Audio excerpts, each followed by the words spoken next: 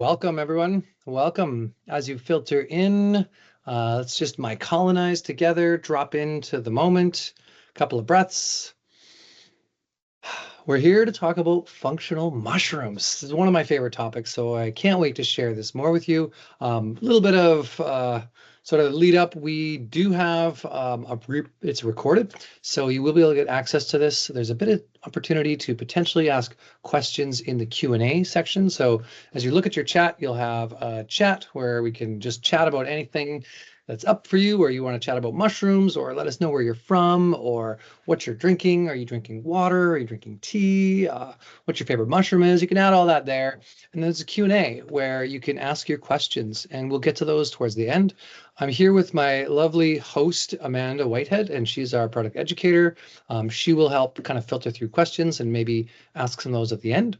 But as you join in, let's just get started with, first off, I just appreciate your time. We're going to go for around 45 minutes here, just to kind of keep concise to time. I'm going to be moving through the slides fairly quickly, but I want to ask one question first, and that is kind of like just to think about like why mushrooms and why are they so important right now? We're going to talk a bit about the benefits of different ones, extraction methods, where they are grown, how they're grown, and some of the really top highlights to what's going on in the world of mushrooms right now. But why mushrooms for you? Light up the chat. Let us know that that's working. Have you had any different medicinal mushrooms in the past? Share your favorite or something you like about mushrooms with the chat. And you can also drop in kind of where you're joining us from. That would be awesome. All right, so I'm your host. My name is Yarrow Willard. I'm a clinical herbalist. I'm the founder or co-founder, really, of Harmonic Arts, co-creator. My partner, Angela, and I started this company quite a while ago, and we just really built it out of wanting to have access to high quality organic ingredients. We're herbalists. That's our favorite thing to work with is plant medicine. But mushrooms have always been top of mind for me, something I just love. And I moved to the West Coast with that intention to learn about the mushrooms. When I first came here, I was super into wild foraging. Right now it's that season. And my partner was like, there's no way I'm going to eat anything you harvest. You're going to kill us. You don't know enough about mushrooms. Didn't take very long for that, what we call mycophobia, to become a real mycophile and really get excited about mushrooms. Now every year we love to get out harvesting as a family. We eat mushrooms pretty regularly. I spent a lot of time in different parts of the world looking for the best mushrooms. And some of the things like reishi, for example, right now I've got this, you can maybe see it in my little tiny screen here. This is a reishi I picked yesterday in the forest right near me. It's that season. They're out there. A lot of these mushrooms are in the wilds, but also they can be cultivated. So we're going to talk a bit about that and more. So thanks for joining us. Your time is valuable, and I want to kind of jump into it. So we're going to just get going. And before I do, I just want to check out the chat, make sure it's working. Oh yeah, we got folks joining us from Ontario, from Okotoks, telling us from Alberta, from, yeah, all over. Rocky Mountain House. Thanks for joining us. Some Tulsi and chamomile tea. Sounds good. I got water right now. Had a bit of tea earlier, but I like to have a bit of water when I'm doing a talk. So, okay. So as I kind of mentioned, we're a family-owned business. Harmonic Arts has been around since 2009. Really, I would say 2008. The irony of it all is that these two older children you see here were, one was born right before we started our company and one was born right after. So it's been quite a journey of creative energy for me and my partner around that. And we're herbalists. Our mission was really to create effective and easy to use herbal products that empower everyone on their path to wellness. And the idea is that plant medicine is really people's medicine, right? We know that the plants have been feeding and nourishing us for many, many generations. And this is something that's important to our health sovereignty, is to have access.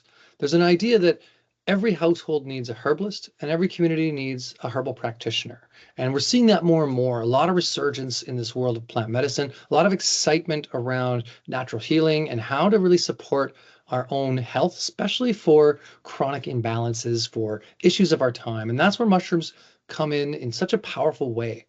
Many of our allopathic models work really awesome for first aid, for some diagnostics, but they don't always address our chronic conditions that build up over a lifetime, that build up based on habits and the world we live in. We don't live in the same world that our ancestors lived in, of course. Things have changed and our stress levels have gone up. Our intake of various different types of toxins has really increased, including things like, well, Roundup Ready wheat and glyphosate and GMOs and all this stuff that needs more resilience on a polluted planet, as I like to think of it as. How do we become resilient? And that's a big part of our mission, is really to empower everyone on their path of wellness.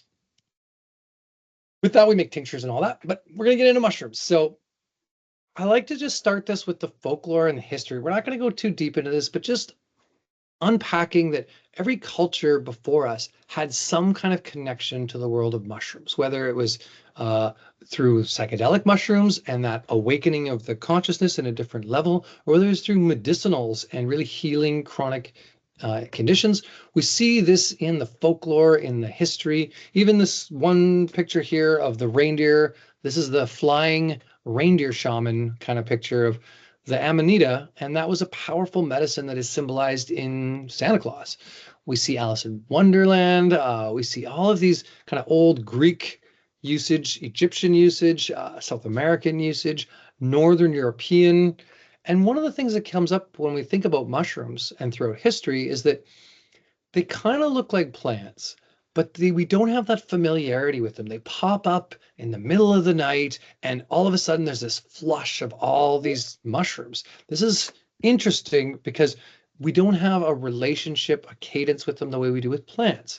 So what we found is that over time, mycophobia has set in, and there's a lot of toxic mushrooms out there. So be warned, don't just pick anything in the wild. Don't just look at, be curious. One of the things that I like to say is there are old mushroom foragers and there are bold mushroom foragers, but there are no old and bold mushroom foragers. So be safe out there if you're picking mushrooms, if you're looking to add this to your food. What I really like to focus on, though, is the medicinals. Now, I eat a lot of wild mushrooms as well, but the medicinals are often these conchs and these tree polypores. And throughout, when we look back to the history, there's well over 2,000 years around reishi. And just like that's written history around the use of reishi and lots of famed kind of understandings of it. Same with cordyceps. We see this as a really big one in Chinese medicine. The Himalayan yak herders originally finding this and looking at how the yaks used it and how it increased libido in their yak populations. So they thought maybe this is a good one. But also we see all the mushrooms like turkey tail and chaga, again, are some of the big top ones. They have a lot of history around their use. Chaga has been used in kind of Scandinavian countries and Russia as well, and sort of the north for at least 500 to 1,000 years of kind of documented history, but probably a lot longer. What most of these medicinal mushrooms offer us is a resiliency and an adaptogenic quality of this modulating our wisdom inside of us, aka our immune system, to function at a higher level. And so that's what we're going to start to talk about. I'll break that down, how that is and why. But just in understanding the history, this is something that's been with us for a long time. We are more similar to mushrooms than we are to plants. Our DNA shares similar history and actually is more similarly shaped, and up to 67% is what I've read anyway, same genetic material as a lot of mushrooms. So it's interesting to me that the reason that I like to think about that, or how I kind of loop that in, is that they've figured out how to deal with most of the really hard pathogenic environments, and that's how they have imparted their wisdom. And when we consume them, we get some of that wisdom as well, and it helps our immune systems grow stronger.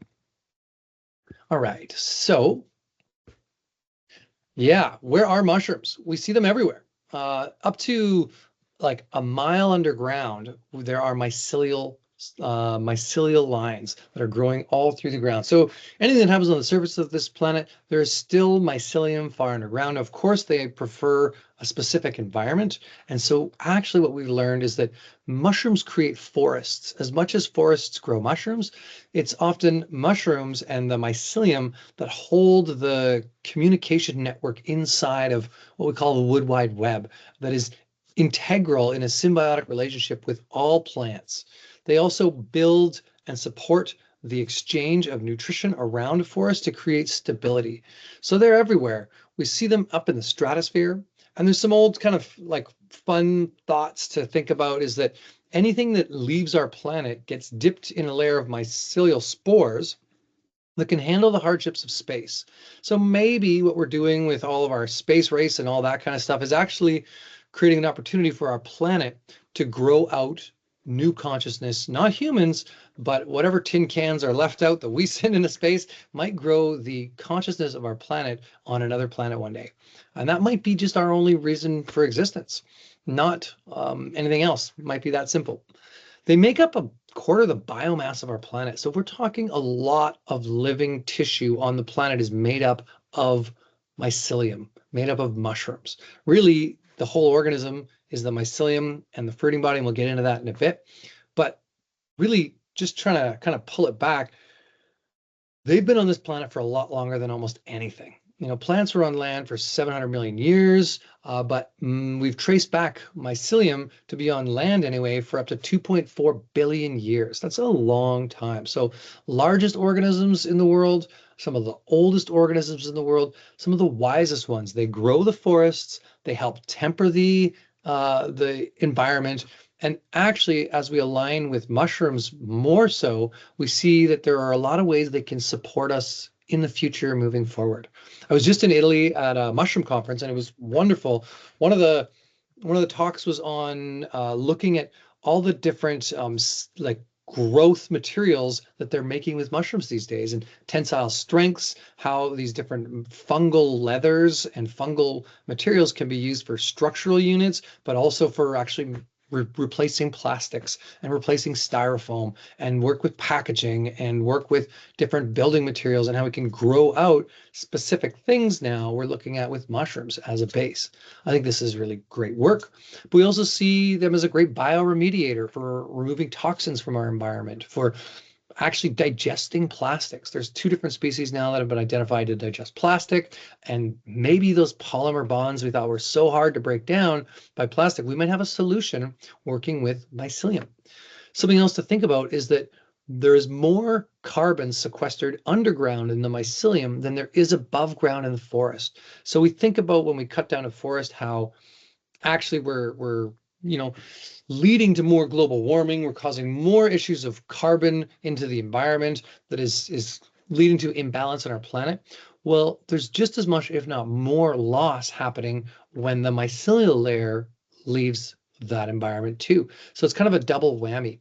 But the healthier the mycelium, so it's not just about trees. And the thing I like to think about is these young forests that we're planting, like these what I'll call like cover crop forests that are for the lumber industry, they don't grow really high quality mycelial networks. It's the second growth, the old growth. Those forests, some of those trees have up to 100 different mycelial partners that they build relations with. And the more that mycelium builds up in the soil, the more carbon is sequestered underground.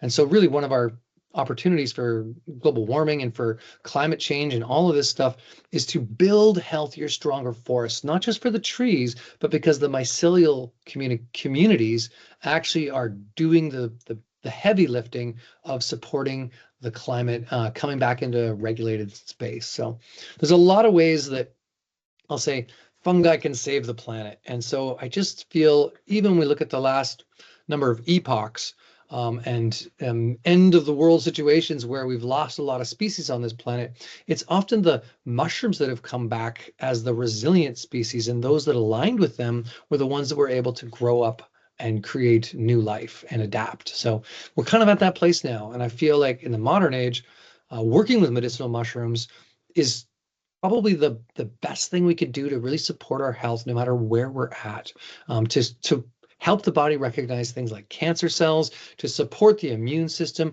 to cut down the inflammation in the gut, in the biome, to support healthy ecology in the system, and just so many other factors. And we'll get into some of that as we go. I'd love to just start by giving you a little bit of a high level. What is a mushroom? There's a fruiting body and there's a mycelium.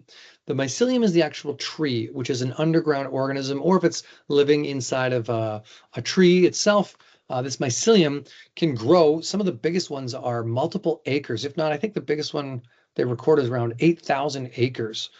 Huge, expansive underground trees that connect the life. The mushroom itself is actually just the sexual reproductive part of the organism. And this is just like every other species where mycelium put its most advanced chemistry, where they put its biggest resource bank of new growth, just like we do, like flowers do, like nuts and seeds, and fruits. This is the biggest investment that the mycelium make is into their fruiting bodies. So why I bring this up is because it's important to understand the differences. On the market. We have mycelial products and we have fruiting body products, and they're very different from each other.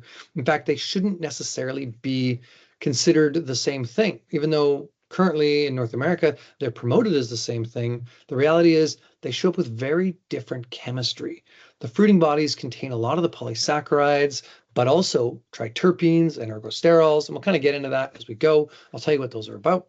But the biggest difference here is that we've been using fruiting bodies and understand them for thousands of years. They've been part of most of our clinical research. Most of the information is on that. Now, to be clear, because we've only had mycelium products on the market for maybe one generation, there's just not as much research. But when you look at it from a HPLC or some kind of like graph of looking at the different types of chemistry, it's really clear to see that there's a higher concentration and a wider variety of active compounds in these fruiting bodies. And this is partly because it's above ground and the mushroom needs to protect itself from the environment. So see a lot of antioxidant compounds to protect itself. We also see, just like in seeds, you might see a lot of protein, but also omega oils in a lot of the seeds. We see similar chemistry in the spores, where it's more terpene profiles. So they're not like the omega oils, but they're like a terpene type, kind of almost like an essential oil, but a thick, heavy one. This is where we see a lot of these antiviral compounds, a lot of these great active chemistry. And so understanding the differences is really important, because you can get both on the market. There's no issue with mycelium. They are a great product. They just aren't a mushroom in the same way. And it's hard to say that they do the same thing because the science doesn't support that in the sense of looking at it that way. But they can be good for the microbiome and really supportive for our health as well. The bigger thing, though, is that they're a lot more economical to just grow mycelium products. So we see that in the marketplace as a preferred choice for certain product lines because it's a lot easier and more economic or economy of scale to grow mycelium. But I was just in Europe and it's actually illegal to sell mycelium products there, because of all of this conversation going on and the differences. So they pull them from the market there. We don't have that in North America, but that's something for the consumer to really be aware of the differences. My recommendation, you look to high quality fruiting body extracts for the best benefits in working with mushrooms. So let's explore some of the top mushrooms. All right. This is my very favorite. I'm not supposed to have a favorite, but I've got a 24-year-old daughter. Her name is Reishi, and I've been in love with this person in my life, but also this mushroom for a long time. Reishi is probably the most famous mushroom in the world. A lot of folklore around this, a lot of research. We're talking tens of millions, if not $100 million thrown at researching this mushroom. Actually, probably even more than that. It's part of a major group of studies on medicinal mushrooms. The folklore tells us really that this was a mushroom to protect us from our own mind, so grounding us, to bring us back into coherence with our environment. It was considered the mushroom of immortality, so it has that kind of ennobled species of enlightenment or mushroom of spiritual potency. My favorite name for it is spiritual vegetable meat. This comes straight out of Chinese medicine folklore. It looks like meat, kind of the way it's growing, but it has this spiritual kind of edible slash really you need to break it down to make it bioavailable chemistry that has a lot of history. Some of the stories I heard about were just like real longevity tales or using it for helping with poisons or all kinds of things. Even when the emperor was looking for the elixir of long life or of immortality, the soma, it's considered that reishi was the key ingredient in this kind of blend. And there's a lot of evidence now showing things like increasing the length of telomeres, working with DNA damage, helping with bioremediate out toxins, supporting the liver, just doing all this work of pulling out the stuff that doesn't serve us. And then also this work of grounding the body and spirit together. Now, this is probably my favorite part about reishi is that it has that quality of just bringing us back into our body. What does this mean for us if we think about it from like our health perspective? One of the biggest issues we see in the modern world is mental health issues. We're all 50 shades of crazy.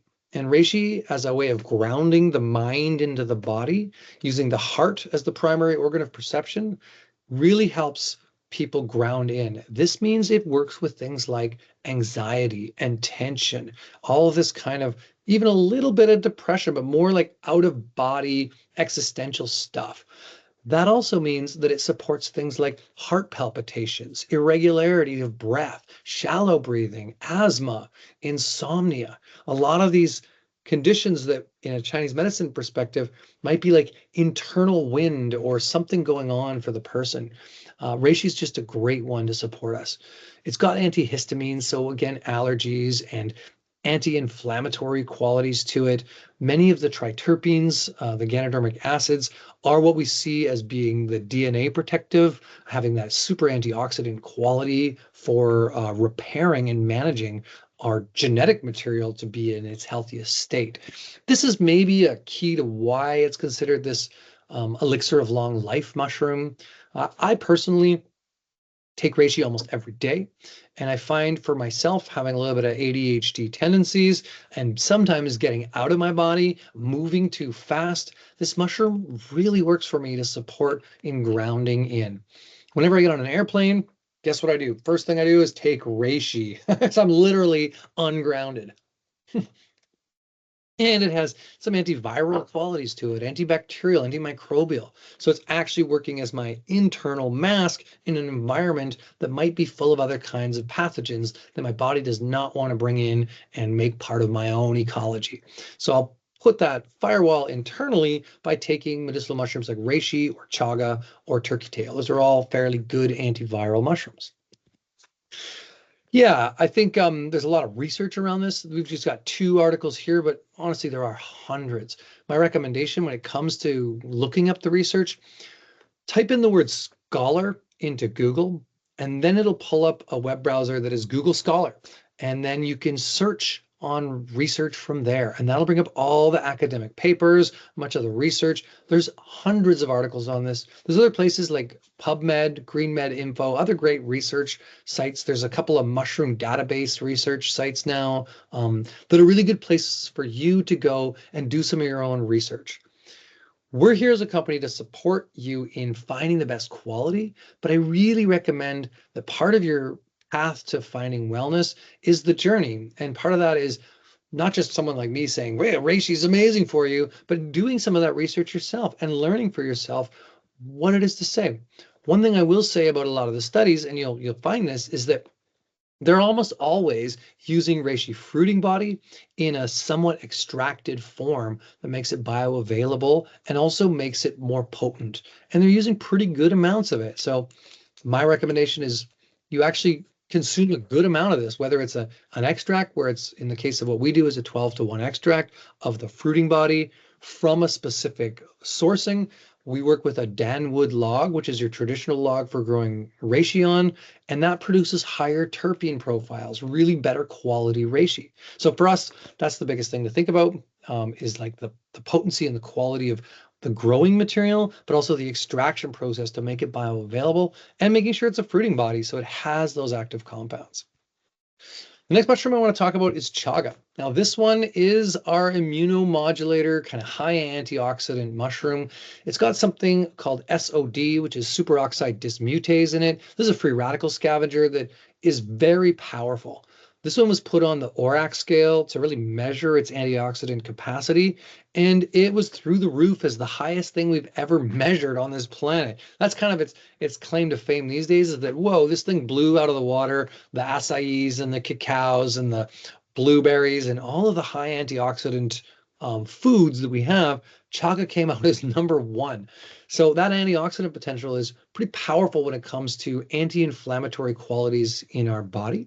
But also because chaga is a wild mushroom that grows on a birch tree, it concentrates out the betulinic acid and the betulin from the birch. This makes it really antiviral. This adds to its anti-carcinogenic, anti-carcinoma, kind of anti-cancer qualities, and really supports its kind of ability to really give us more of that resilient protection. It's the black parts of the chaga that have a lot of that terpene profile. As you see in the picture here, there's the orange. The orange is more of the corky inner part, and that has a lot more of the polysaccharides. And we haven't talked totally about polysaccharides, but this is the largest group of compounds that really supports the anti-inflammatory quality and is that immunomodulating quality in mushrooms. Now, polysaccharides are all over. They're in astragalus, they're in echinacea, they're in ginseng, they're in some of our other adaptogens, but the profiles in these fruiting bodies is really advanced. One of the things that was really cool to me when I was at the mushroom conference this year was some of the science understanding, like high weight, medium weight, and low weight polysaccharides, and the differences in how they work with the microbiome versus the body versus the immune system. And I just thought it was really interesting as we start to understand mushrooms at a deeper level. We look to the different molecular weights and structures and size of these compounds to understand what they can be useful for. In the sense of mushrooms that have orange like this, chaga has some of those sulfated polysaccharides. These are basically the most antiviral parts and some of the best ones for cancer recognition. Part of the reason why chaga has been so well renowned for anti-cancer, I'm now starting to understand, is because of the sulfated polysaccharides in it. We have other mushrooms that have that too, but these are some that are very specific for your kind of estrogen dominant cancers and your hormonal cancers. Now, this is not a be all and end all. This is not a magic bullet for this. It takes the body a lot to get into a cancer state, and it takes a lot to have the immune system recognize cancer cells and start to shut them down. We all are building these all the time. Our immune systems are just able to recognize them and destroy them before they get out of hand. Where mushrooms like chaga come into play is helping the immune system recognize that better and be more effective at elimination of that. Doesn't mean it's going to cure cancer, though. I want to be clear about that.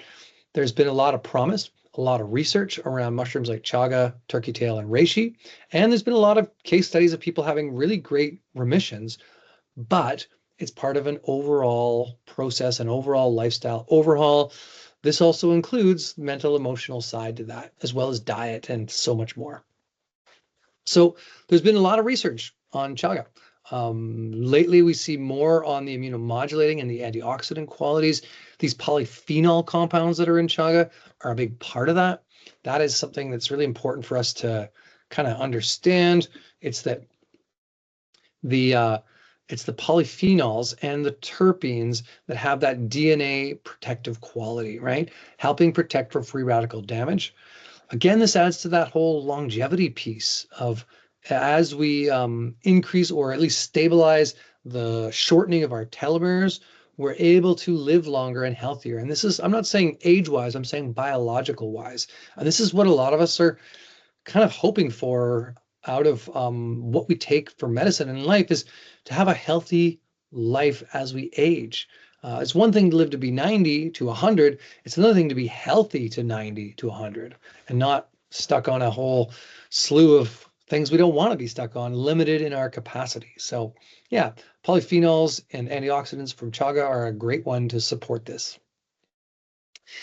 All right, lion's mane. Now, this is the one that, well, I'll say a lot of people are really hyped about these days. This is the #1 mushroom in North America. Now, it wasn't 10, 15 years ago, but in the last 10 years, the science has come out bigger, the use of it has shown, and a lot of people are looking for that kind of nootropic cognitive support that lion's mane offers. There aren't very many things on our planet that stimulate nerve growth factors in the brain. This means better nerve synapse firing. This means better nerve communication, nerve growth, rebuilding nervous tissue from nerve damage, both from like in the brain, but also in the body. So we see people using lion's mane for nerve damage in the body, but also brain functioning and cognitive repair. With a lot of studies these days on Alzheimer's and dementia. That's kind of the new leading or growing edge where lion's mane is being researched. Initially, this mushroom was looked at for things like Parkinson's and multiple sclerosis and all kinds of neurodegenerative diseases on that type, as well as now dementia and Alzheimer's, which is also neurodegenerative. But what we see in the marketplace, what we see in reality is it's not just those people that are supported by lion's mane. It contains a group of diterpenes, which are not like triterpenes. They're a smaller chemistry, and they have the ability to cross the blood-brain barrier. They interact with serotonin. They interact with the not just any serotonin. They interact specifically with kind of the support of cognitive growth and cognitive function and cross-brain communication. So here we have lion's mane kind of as that mushroom of choice right now in the marketplace to like be the one to support a lot of people in their, I'll say everything from focus to neurodivergence to cognitive function and memory and mood. Because they interact with serotonin, we have this as considered the happy mushroom in some cases. There is the potential of consuming too much lion's mane and having a little bit of an altered state, if you know what I mean. People get a little bright sometimes when they have a lot of lion's mane. At the same time, when it comes to neurodegenerative diseases, most of the research is showing that you need a fairly good amount of this. This is a food mushroom. It's not like a lot of the conchs. It does grow on trees, but it's a fleshy mushroom, which means it was consumed for a long time as a food. In China, it's known as happy belly mushroom, supporting the nervous tension in the gut and the biome, and really working with kind of happy mood and also supporting inflammation in that way. So yeah, this is one that's got a lot of promise. I do feel that we need more research around lion's mane. One of the exciting studies I saw this year at the Mushroom Conference, the international one, was a group out of Finland had done a study on the cognitive support of lion's mane for memory in acute states, which I thought was really interesting because a lot of the research is showing when you consume this mushroom for 3 weeks to a month, you start to see a lot of the benefits and you get more of that nervous system repair for degenerative nerve tissue. But what a lot of people are using it for is actually cognitive support and memory and focus in the acute state. So what they were able to say is within 6 hours, they could see an improved, actually really within, I think the first step was 60 minutes, but they could see an improvement in the cognitive function by testing people's memory, by testing their ability to focus and stay focused before consuming lion's mane, and then 60 minutes after, an hour after, 6 hours after, and they saw that there was an increase in this cognitive support at that acute level. I thought this was really cool because there hasn't been a lot of what I'll say are double-blind, placebo-controlled studies on this, but here we have one that came up this year, and I just think that's really great and exciting. So kudos to the folks at Kappa for their work in Finland on this. And yeah, there's a lot of people in the world doing great work around understanding how these mushrooms function. Lion's mane has some of the most promise for our neurodegenerative diseases, but also for, as I like to say, the 50 shades of crazy, the mental health side around this. Something else that's been looked at for this is psychedelic mushrooms, but lion's mane does a lot of the work that I think people are looking at benefiting from in the like acute state of focus, connection, mood, and just support that way. So I really invite people to look at this mushroom first and, you know, do their own research around what else they might work with if they're going to work with things like psychedelics. But yeah, it's on the edge right now.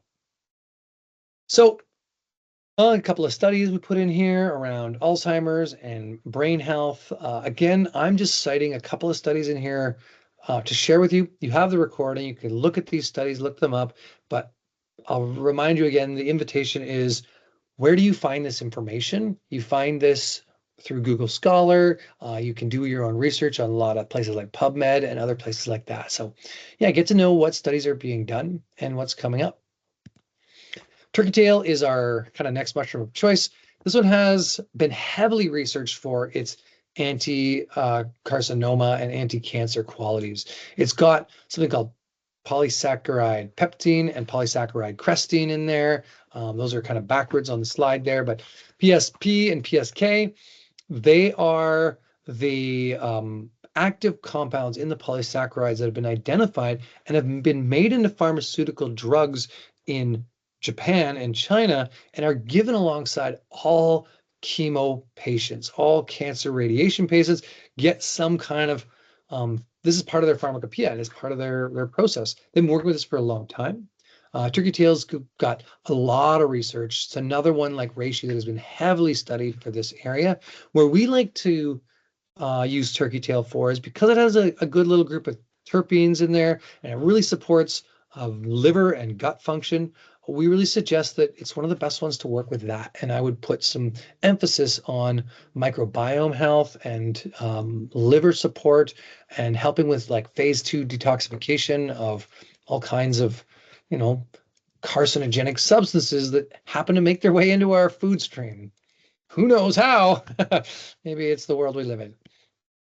So lots of research there, again, on turkey tail. I'll leave it here for a second. I'm not going to give you time to read all this. Come to the recording and check it out. The last mushroom in our top 5 that I feel like doesn't get as much credit as it should is cordyceps. There's a lot to this mushroom. This mushroom is really unique in the world of mushrooms in the fact that it grows on an insect, and it has a different quality to it. Most of the mushrooms are kind of one organism. What we understand about cordyceps is it's like a multi-organism mushroom where there's a lot of different genetic material in it, has a lot of adaptogenic quality, and it really is unique in that way. We also see that cordyceps is one of the best mushrooms for increasing energy, libido, respiratory support. It has the ability to support our blood oxygenation, which is part of libido, really making us more embodied through having more oxygen flowing through the blood. This has been used by a lot of athletes, a lot of people under stress, working with cortisol balance, the adenosine in there, as well as the cordycepine, really to work with energy metabolism and endurance, as well as recovery after high stress physical activity. So here's one where we see a lot of everything from professional athletes using to, I will say, the moms of the world who have a job, are raising kids, are managing a household, who are stressed out and burnt out and finding themselves tapped. Cordyceps is a really good one to reach. And this isn't just moms, dads too, but it's a good one to reach to for really working with a bit of adrenal burnout and a bit of that like overfiring cortisol levels and overstress to be able to recover faster and to support endurance through that process. So yeah, I like this mushroom a lot. I tend to like reishi and cordyceps together because cordyceps is kind of that energy and adrenal support, and reishi is that grounding. So they work like that yin and yang relationship of kind of coming together in supporting our overall health. A lot of research around this one, around exercise, performance, libido, energy, you name it. And there's quite a bit coming up in recent years on cordyceps, also with things like cancer and inflammation and biome support as well. And of course, there's a show called Last of Us, I think it is. People have told me I have to watch that, so I did finally watch it, and it's all about cordyceps. Now, cordyceps is nothing like that show. They use the idea of the cordyceps zombie taking over based on whatever higher levels of heat capacity. But this one really works with the exoskeletons of insects, and that's where it is. It'll never give us a cordyceps infection ourselves, but it's kind of a interesting sci-fi thought around it. So the best way to work with mushrooms is honestly to take them in a blend. 7 out of 10 people, I suggest taking a 5 mushroom blend, partly because there's a lot of support from all of these. Most of us could use some cognitive support, some anti-inflammatory support, some liver support, some immune support, some I guess grounding and bring us into our body. And so taking a blend is probably more supportive. So most people, I really suggest 2 droppers full of a mushroom tincture, or a quarter teaspoon of the powder, or 1 to 2 capsules of the mushroom capsules as really a daily resiliency protective dosage. They're very safe. You can take them for long periods of time. I think my dad's been taking reishi for 30 years straight, maybe 40 now. But yeah, they've been used long term with more of the adaptogenic kind of quality as a very safe medicine for people to take. And to me, that's really a maintenance dose. For those people who are working with neurodegenerative diseases, they might want to up that dose with lion's mane. For those people who are looking at cancer and supporting it with mushrooms, they may want to up that dose. For those people with really low, weakened immune systems or autoimmune conditions, they may want to, work with that dose at their own. My suggestion is always to listen to your body. And if you're going to increase your dose, to increase it slowly over time and let your body wisdom kind of inform you of whoa, have I reached a threshold? They're quite safe. But yeah, you don't need a lot at the same time. You need a couple of capsules if you're getting a high quality fruiting body extract. Now, if you're just buying a straight fruiting body powder that hasn't been extracted, you're going to need more. So yeah, I don't have a lot of time. I'm going to just kind of share into, I got a slideshow built for 3 hours and I'm packing it into 45. So let's just kind of keep rolling. Sourcing, if I haven't said that already, is one of the most important pieces. I think of all supply chains. One of the things that Harmonic Arts strives to do is to be that change in the world we want to see. And for me, I've had a lot of distrust of companies. I don't see a lot of transparency. I have no idea where my food is coming from when it's coming from a lot of stores. And so we've really strive to kind of give better transparency about where they're grown, how they're grown. So I spent a bunch of time out in, at our mushroom farms, tuning into like where our mushrooms are grown, looking at the substrates, what type of material they're grown on, making sure that they're not just tested, but also the initial growing environment has no like pollutants in it and is not a hazardous place. So I feel really confident about our mushrooms. We've done that work for you. We've also created a number of videos. So you can check out our YouTube channel. You can check out our website for a lot more information around mushroom sourcing and transparency, where we grow our mushrooms and what we've done. And yeah, we've definitely would love to answer any questions you have around that. But I'm going to leave it there. Just maybe show you a couple of pictures. This is our reishi farm. These are underground. There are danwood logs. So the logs are buried underground. This is spore season, so that's why it looks all brown and dusty. The spores have a lot of those terpenes. They're really beneficial for us. So those are in part of our product, is like the mushrooms, and they contain that. They're harvested during spore season in order to really, take advantage of having that really bioactive terpene quality. Yeah, chaga. We at Art Chaga both we have a tea cut that comes from rural parts of of New Brunswick and Quebec and some of Ontario, and then we also have our extract, which comes from rural parts of Siberia and Russia and that kind of Mongolia, that area. So yeah, this needs to be grown on a birch tree. I will say with chaga, the lab-grown chaga does not contain the same betulinic acid. It does not contain the same things. It's really important to grow it on a birch tree. We are seeing more sustainable models of growing chaga these days. A lot of the fear has been around over-harvesting with this mushroom. Well, we're figuring that out, and it has been figured out how to like really inoculate trees and grow out more chaga. So I feel good about that. Our lion's mane comes from a area of China called Gutan, which is really ancient mushroom farm. Got a lot of good time spending with the lion's mane growers. It's grown on a manufactured log, which is using good quality substrate inside, but it's also grown in an environment where they've been growing mushrooms for a long time. And so this area is just perfect for the environment of growing in these shade tents, really high quality lion's mane. Our turkey tail is a wood-grown turkey tail. It comes out of kind of the eastern northern parts of Asia. That's where we get our turkey tail.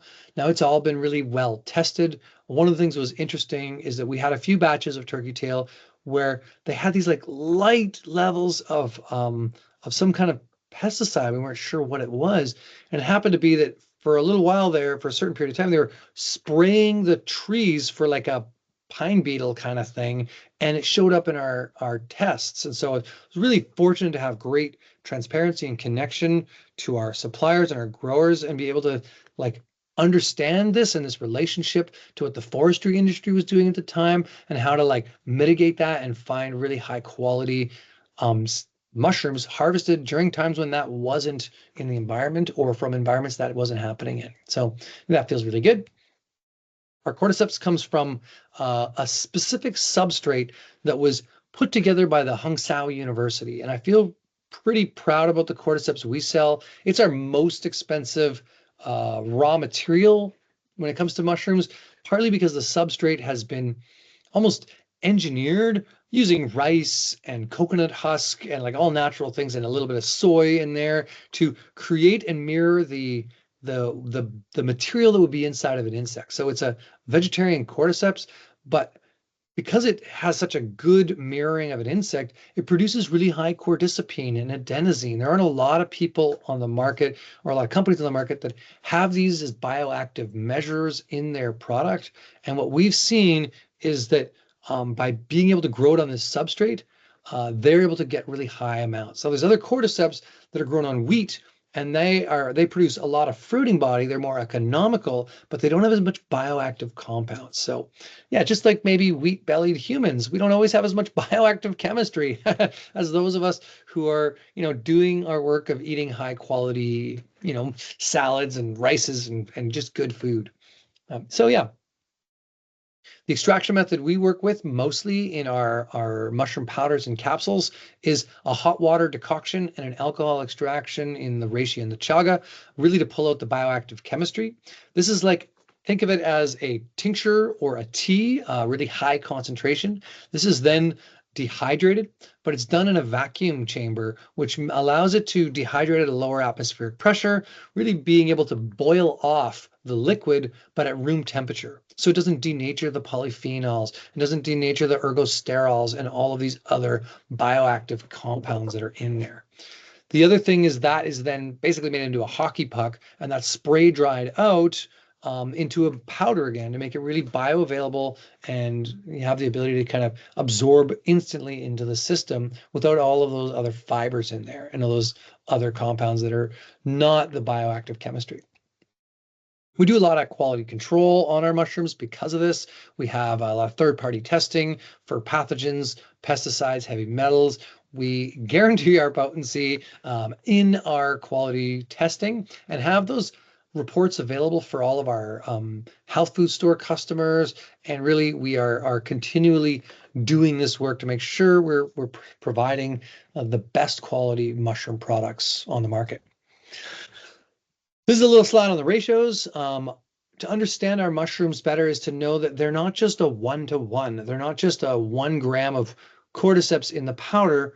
Our powder will be 8 grams of cordyceps for every 1 gram of powder, making them more concentrated. This is why you can get away with taking 2 capsules to have that therapeutic benefit, or taking a 1/4 teaspoon or a 1/2 teaspoon to have that really high dosage, what's been researched to show to have those benefits. So you don't need as much, and it's super bioavailable. That's why we work with these. They are just the best form in the modern age to take your mushrooms. Yeah, when it comes to dosing, just consider the idea of wax on, wax off. Best to take 2 to 3 weeks of mushrooms, and then take a week off. Giving yourself little breaks throughout the year. But I find really around immune season that we're in right now, around Christmas season when everybody's out and partying and our immune system's getting down, in the early spring or late winter, these are all really key times for me to take mushrooms. And I will sometimes go that whole season long, but usually I'll try to go 2 or 3 weeks of regular dosage and then take a week off. Some people find 5 days a week on, 2 days weekends off is another way to do that. So they can kind of wax on, wax off with their dosage. What's the best form for you? Yeah, let us know. Have you taken mushrooms in the powder, in the capsule, in the tincture? Maybe let us know in the chat. What do you like better? The reality is they're all the same, just different dosage models. What's easier? The best one is the one that you are more likely to take. If you already take capsules, then capsules are probably the better way for you. If you like to make smoothies or soups, or I chuck them in my oatmeal and pancakes and muffins and all that kind of stuff too, or coffee or whatever it might be, then maybe the powder is the better way. Tinctures are my on the go, and I like the way that tinctures titrate the dose. I can take small amounts, or if it's mine, I can take a little sip out of the bottle. But the reality is 2 droppers full, and I can titrate the dose down to a single drop if I want more of an etheric dose. All right. So that's all the time I have, my friends. I really appreciate you and want to honor your time and not go over our time, but just let you know, thanks for joining us. We have lots of great information on our website. Right now, online, we've got a 20% off mushroom capsules promo code, MushCap, all in caps. This is going on right now for the next week. So yeah, if you're getting this recording, if you missed this whole presentation, don't forget to get your coupon for 20% off the capsules. We find that working with medicinal mushrooms is probably the best way to support our health. And so to me, it's a no-brainer. I will always be working with medicinal mushrooms for my entire life. And I just hope that what I've shared with you today can give you some insight into why you might want to start to add this into your herbal repertoire. And I'd love to hear from you guys in the comments now as we kind of close this out. Some of your favorite things about mushrooms or how you like to take them, whether it's the capsules, tinctures, powder form, or some of the ideas you like to work with mushrooms. So thanks for joining us. Yeah, Mush Cap. And you will be getting the recording tomorrow, as well as a little email to really just share with you more. So let's stop my presentation, come back to the room, and just see if I don't know if we have time for anything. Amanda, you could let me know if there's questions you want me to like jump into, or if we're where we're at. If you're here. Hi, Yarrow. There's one question here about the best extraction method for bioavailability for lion's mane. And would it be the dual extraction, capsules, or fresh? Yeah. So with all fresh mushrooms, you need to cook them. So even cooking them is a form of extraction in some ways. You're breaking down the chitin layer, making the polysaccharides bioavailable. Now, lion's mane has those terpene profiles, the diterpenes, as well as the polysaccharides. So you can get that by cooking them. They're just not quite as absorbable. They do cross the blood barrier, the diterpenes. So you will get that. Using an alcohol to extract that is useful as well. There's not a huge volume of them in the lion's mane itself. So what we've found is what most of the studies are showing is actually like that. What a lot of people are working with is just a hot water extraction of lion's mane, and they're consuming big volumes of it to get those diterpenes. Now, I think if you were kind of using fresh lion's mane, or if I was using fresh lion's mane myself, what I might do is make that decoction, but then also take the leftover fruiting body that I have after I press it off and just stick it in some alcohol and consume that as well. I'd probably do both because I'd want to maximize it myself. But really, a hot water extraction is probably just fine. You may want to play with a dual extraction by doing alcohol and water yourself, though. Okay, that's it. Thank you, Yarrow. And thank you, everyone, for joining us. Well, my friends, live long and pro-spore. May the forest be with you. We look forward to seeing you in the next webinar. And I want to invite you to check out our website at harmonicarts.ca. We've got lots of education there, lots of content. We have old webinars. There's a place to look at all the things we've done in the past and just really grow your knowledge with us. Also, check out all our socials and join us online for some of our other events like this. And we hope, just to hear from you more. So let us know your product reports, reviews, share with your community. How can we support you as well in your health journey? So thanks for joining us.